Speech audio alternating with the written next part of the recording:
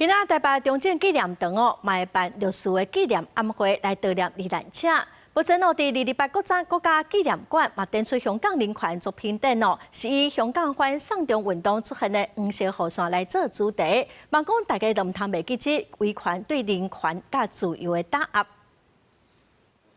用機器人代替戰車的意象，展館都真濟人形的紅仔來呈現中國烈士天安門事件。這是在228國家紀念館展出的香港人權作品展。今年用黃色雨傘做主題，這嘛是香港反送中運動的抵抗意象。有真濟台灣、香港甲英國的藝術家來參與展覽，希望大眾唔通袂記咧維權對人權甲自由的打壓。敵人就想我們遺忘。想我們不記得他們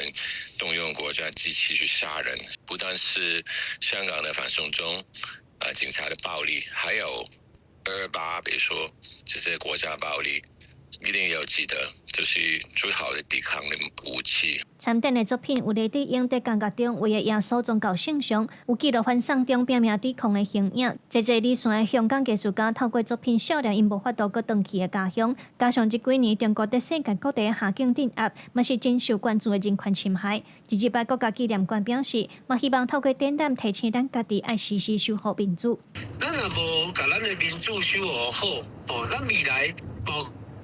可能有一寡代志是咱袂使講，袂使聽，袂使想。這就甲過去戒嚴時期的台灣社會其實是共款的。所以這是代表講咱民主是愛拍拼，愛時時來守護，才有法度維持講大家會使自由，要講什麼話，要聽